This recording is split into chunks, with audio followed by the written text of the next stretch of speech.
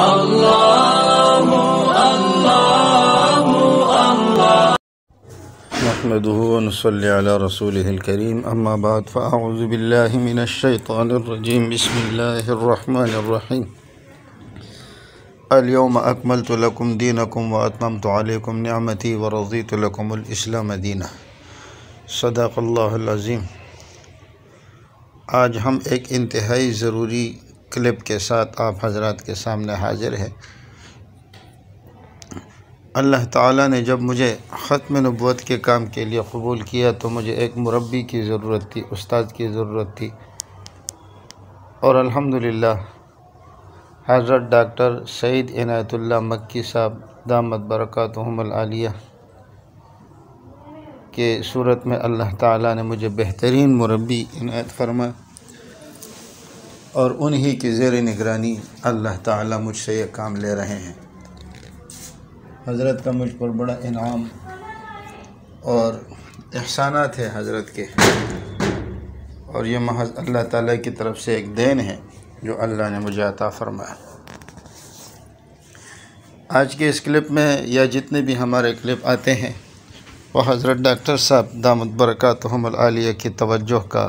ان کی کتابوں کا اور ان کے مقالات کا نچوڑ ہوتا ہے، ورنہ میری کیا اوقات۔ حضرت ڈاکٹر صاحب کے جو مقالات ہوتے ہیں خاص کر وہ علماء حضرات کے لیے بڑی اہمیت کا حامل ہوتے ہیں اگر ہم لوگ اس طرف توجہ دیں۔ آج کی ہماری جو نشست ہے اس میں ایک تو دین کا معنی، دین کے مآخذ اور مجدد کی ضرورت اور ان کی ذمہ داریوں کے متعلق ہے۔ دین کا معنی آتا ہے وہ دستور، وہ ضوابط جس کے تحت انسان زندگی بسر کرتا ہے، چاہے وہ کسی بھی دین کے ہو۔ اسی لیے اللہ تعالیٰ نے نبی علیہ السلام کی زبان مبارک سے کہلوا دیا کہ اب کافروں سے کہہ دے لکم دینکم ولی دین، تمہارے لیے تمہارا دین ہے، میرے لیے میرے دین ہے۔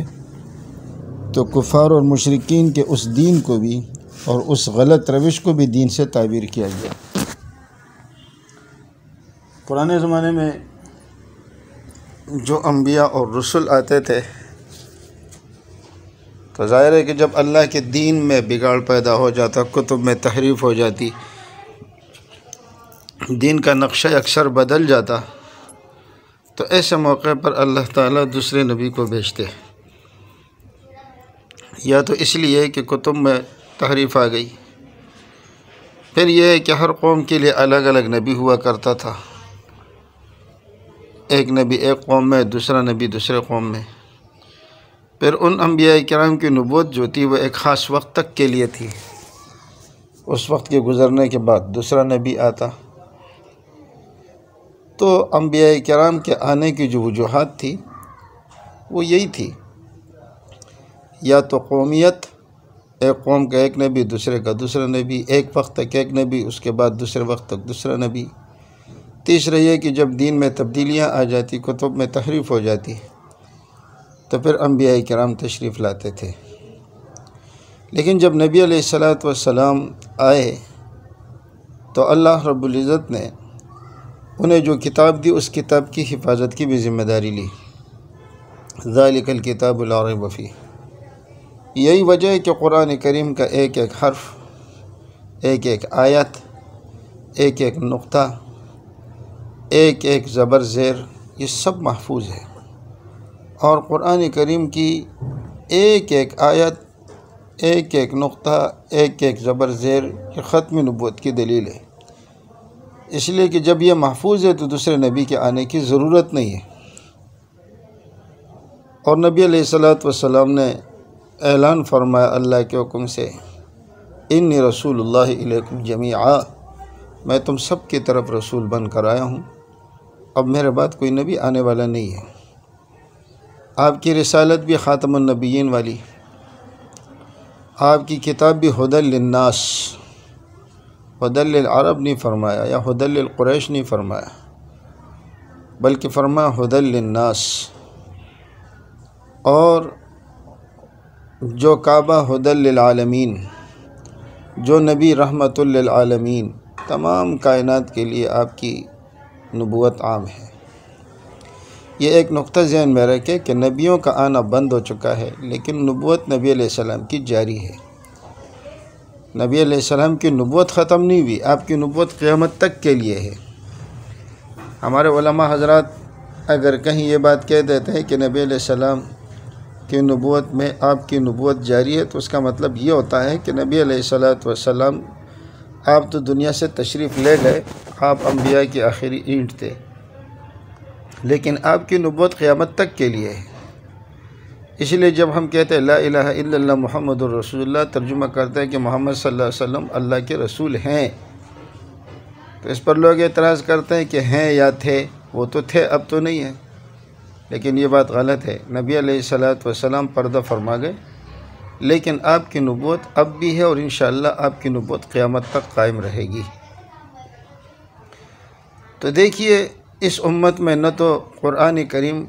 میں کوئی تبدیلی آئی ہے، جیسے میں نے عرض کیا کہ قرآن کریم کی حفاظت اس بات کی دلیل ہے کہ آپ کے بعد کوئی نبی آنے والا نہیں ہے، ورنہ تو گزشتہ جو کتابیں تھیں ان کی حفاظت کی ذمہ کیوں نہیں لی؟ اس لیے کہ ان کے بعد دوسرا نبی آ کے اس کی تصحیح کرا دیتا جو لوگ اس میں بگاڑ پیدا کرتے۔ لیکن نبی علیہ السلام نہ تو کسی خاص قوم کے لیے بھیجے گئے ہیں کہ ہمیں کسی مرزے کی ضرورت پڑے، نہ ہی نبی علیہ السلام کسی خاص وقت کے لیے بھیجے گئے کہ اس وقت کے گزرنے کے بعد کسی مرزے کی نبی کی ضرورت پڑے، اور نہ ہی آپ علیہ السلام کی لائی ہوئی تعلیمات میں کسی قسم کی تبدیلی کا امکان ہے کہ ان کے اصلاح کے لیے کسی اور کی ضرورت پڑے۔ نبی علیہ السلام نے فرمایا کہ ہمیشہ ایک جماعت ایسی رہے گی جو حق پر ہوگی، اور وہ اس دین سے گمراہ لوگوں کے اور باطل لوگوں کے خیالات کو دور کریں گے۔ اور ہر صدی کے سر پہ کوئی مجدد جو آتا ہے تو اس کا مطلب یہی ہوتا ہے کہ رسول اللہ صلی اللہ علیہ وسلم کے دین میں کوئی تبدیلی تو آئے گی نہیں، لیکن اگر لوگوں کے وجہ سے اس دین میں کچھ بگاڑ پیدا ہو تو وہ اسی امت کے افراد پیدا ہوں گے اور وہی اس بگاڑ کو دور کریں گے۔ تو اللہ تعالیٰ نے یہ فرما دیا کہ اب میں دین اسلام سے مراد رسول اللہ صلی اللہ علیہ وسلم کا لایا ہوا دین ہے۔ فرمایا کہ اب میں اس دین پر راضی ہو چکا ہوں، اس کے علاوہ کوئی دوسرا دین نہیں آئے گا۔ مرزا قادیانی یہ جو کہتا ہے کہ میں کوئی ایک طرف تو کہتا ہے کہ نبی اور رسول میں کوئی فرق نہیں، اور دوسری طرف خود ہی کہتا ہے تشریعی اور غیر تشریعی۔ ایک طرف کہتا ہے کہ لا نبی آبادی میں لا نفی عام ہے، کسی قسم کا نبی نہیں آ سکتا، نہ نیا نہ پرانا، کہ عیسیٰ علیہ السلام بھی نہیں آئیں گے۔ دوسری طرف خود ہی کہتا ہے کہ لا نبی آبادی کے نفی کو خاص کرتا ہے، اور کہتا ہے کہ اس سے مراد یہ ہے کہ کوئی تشریعی نبی نہیں آئے گا، غیر تشریعی آ سکتا ہے۔ مرزا اپنے تضادات کا بھی شکار ہے۔ دوسری طرف کہتا ہے کہ مہدی آنے کی جتنے احادیث ہے سب ضعیف ہے، اور اتنا ضعف اور ایسی کمزور روایت کہیں پر بھی نہیں ملی، لیکن انہی روایت کو استدلال بنا کر کے خود کو مہدی موعود بھی کہتا ہے۔ ایک طرف عیسیٰ علیہ السلام کی آمد کا انکار کرتا ہے، دوسری طرف خود ہی عیسیٰ علیہ السلام بن بیٹھتا ہے۔ تو فرمایا کہ اب ایسی کوئی بات نہیں ہے، میں دین اسلام پر راضی ہو چکا ہوں، اس کے علاوہ کوئی اور دین میں قبول کر ہی نہیں سکتا۔ اسی طرح اللہ نے فرمایا وَمَن يَبْتَغِ غَيْرَ الْإِسْلَامِ دِينًا فَلَن يُقْبَلَ مِنْهُ، جو اسلام کے علاوہ کسی اور دین کو چاہے تو یہ دین کبھی بھی اس کی طرف سے قابل قبول نہیں ہو سکتی۔ تو پھر اس دین میں مطلب یہ ہوا کہ دین اسلام وہی ہے جو پیغمبر علیہ السلام لے کر آئے، اور پھر اس دین کے جو مآخذ ہے، یعنی ہم یہ دین لیں گے کہاں سے؟ ظاہر ہے کہ تو قیامت تک رہنے والا دین ہے، تو نبی کے جانے کے بعد میں آنے والے لوگ اس دین کو کہاں سے لیں گے؟ تو حضرت معاذ بن جبل رضی اللہ تعالیٰ عنہ کو جب یمن کی طرف بھیجا گیا تو فرمایا بما تقضی، آپ کس بات پر فیصلہ کریں گے، کس چیز کو سامنے رکھ کر فیصلے کریں گے؟ یہ پیغمبر علیہ السلام کی حیات مقدسہ کی بات ہے۔ انہوں نے کہا کہ میں اللہ کی کتاب سے، پھر فرمایا اگر اس میں تجھے نہ ملے تو کہنے لگے میں نبی علیہ السلام کی سنت سے، فرمایا اس سے نہ ملے تو فرمایا پھر میں اپنی رائے سے اجتہاد کروں گا۔ تو سب سے پہلے تو بات ہے کتاب اللہ کی۔ اب کتاب اللہ تو ظاہر ہے کہ اس کا ایک ایک نقطہ بھی محفوظ ہے، ایک ایک زبر زیر بھی محفوظ ہے، پوری کتاب محفوظ ہے، لیکن اس کے معانی میں اگر کوئی شخص کسی معنی کو گھڑتا ہے تو یاد رکھیں سب سے بہترین تفسیر کتاب اللہ کی وہ ہے جو کتاب اللہ کے ذریعے ہو۔ القرآن یفسر بعضہ بعضا۔ پھر اس کے بعد وہ تفسیر ہے جو احادیث کے ذریعے ہو۔ پھر اس کے بعد ہم دیکھیں گے صحابہ کا کیا طریقہ رہا، امت کا کیا تعامل رہا۔ ان حضرات سے جو چیز ہمیں پہنچ جاتی ہے وہ نص قطعی ہوتی ہے۔ جیسے علامہ ابن تیمیہ رحمۃ اللہ علیہ وہ فرماتے ہیں کہ اختلاف الامت رحمت واسعہ، امت کا اختلاف یہ جو ہے یہ رحمت ہے وسیع، اور ان کا کسی بات پر جمع ہونا حجت قطعیہ، یہ حجت قطعیہ ہے۔ صحابہ کا اجماع، تابعین کا اجماع، تبع تابعین کا اجماع، ہم دیکھیں گے ان حضرات نے اس چیز سے کیا مراد لیا۔ تو اس کے علاوہ اگر کوئی شخص اپنی رائے پیش کرے گا تو وہ رائے قابل قبول نہیں ہوگی۔ ختم نبوت پر سب کا اجماع ہو چکا ہے، حیات مسیح پر سب کا اجماع ہو چکا ہے، امام مہدی پر سب کا اجماع ہو چکا ہے۔ اب مرزا قادیانی آ کر کہتا ہے کہ میں گویا اس دین کی تجدید کے لیے آیا ہوں، تو بہرحال یہ اس کا جھوٹ ہوگا۔ اگر کوئی شخص اس اجماع سے خارج ہوتا ہے اور باہر نکلتا ہے تو ہم کہیں گے کہ جی یہ اہل سنت والجماعت کے طریقے کو چھوڑ رہا ہے۔ اور مرزا قادیانی بار بار اپنی کتابوں میں بھی اجماع کی حیثیت بیان کرتا ہے اور اس کو ارتداد سے تعبیر کرتا ہے جو امت کے اجماعی عقیدے سے اختلاف کرے۔ جب بھی ہم نے کسی آیت کے مفہوم کو سمجھنا ہے تو ہم نے قرآن کو قرآن سے سمجھنا ہے یا قرآن کریم کو احادیث طیبہ سے، اور پھر اس کے بعد روایت امت ہے، صحابہ نے کیا سمجھا، تابعین، تبع تابعین، فقہاء، محدثین، متکلمین، ان حضرات نے کیا مراد لیا۔ تو ظاہر ہے کہ مرزا قادیانی نے ایک نئے مذہب کی بنیاد رکھی اور اس کو وہ تجدید کا نام دے رہا ہے، یا کہتا ہے کہ میں گزشتہ شریعت کو لینے کے لیے آیا ہوں، اس کی تجدید کے لیے آیا ہوں۔ حالانکہ کتنے مسائل ہے کہ اس نے گزشتہ شریعت کے معنے کو بگاڑ دیا، بلکہ نعوذ باللہ کہتا ہے کہ نبی علیہ السلام بھی ان باتوں کو نہ سمجھ پائے جو اللہ نے مجھ پر کھولی ہے۔ جیسے دابۃ الارض کے بارے میں مختلف اقوال پیش کرتا ہے، اور اسی طرح کبھی کہتا ہے دابۃ الارض سے مراد یہ طاعون کا کیڑا ہے، کبھی کہتا ہے اس سے مراد علماء حق ہے۔ اسی طریقے سے دجال کے بارے میں اس نے کوئی 20 کے قریب اقوال کر لیے، یاجوج ماجوج کے بارے میں، تو کہتے ہیں کہ یہ کوئی تعجب کی بات نہیں ہے کہ نبی علیہ السلام پر یہ چیزیں مخفی رہی ہوں اور مجھے دی گئی۔ تو وہ تو نعوذ باللہ، اور خود کہتا ہے کہ اپنی کتاب میں لکھتے ہیں روحانی خزائن میں، بلکہ اس کو تو شیطانی خزائن کہنا چاہیے، کہ آج سے 30 سال پہلے ایک بزرگ کی مجھ سے ملاقات ہوئی تھی اور اس نے کہا کہ قادیان میں وہ آئے گا مسیح موعود اور وہ قرآن کی غلطیاں نکالے گا۔ تو یہ تو قرآن کی غلطیاں نکالنے کے لیے آیا ہے، اسی لیے کہتا ہے کہ مجھ پر جو وحی آئی ہے اگر ان سب کو جمع کر لیا جائے تو وہ 20 پاروں سے بھی زائد بنتے ہیں۔ نبی علیہ السلام کو 3000 معجزات دیے گئے، اور مجھے جو نشانات دیے گئے، نشانات کے تعبیر وہ خود بھی یہی کرتا ہے کہ نشانات سے مراد معجزات اور کرامات ہیں۔ کہتے ہیں وہ 10 لاکھ سے بھی زیادہ ہے، بلکہ مشہور ہونے سے پہلے گمنامی کی حالت کے جو نشانات ہیں وہ تو کروڑوں تک پہنچتے ہیں۔ تو بہرحال قرآن کریم کی وہی تشریح معتبر ہوگی جیسے میں نے عرض کیا۔ پھر اس کے بعد احادیث ہے۔ احادیث میں اگر کوئی بات، پہلے تو یہ کہتا رہا کہ احادیث میں صرف وہی احادیث معتبر ہے جو قرآن اور بخاری اور میرے نظریے کے مخالف نہ ہوں، لیکن جب حضرت ابو ہریرہ رضی اللہ تعالیٰ عنہ کو دیکھا کہ وہ ان کے نظریے کے خلاف جا رہا ہے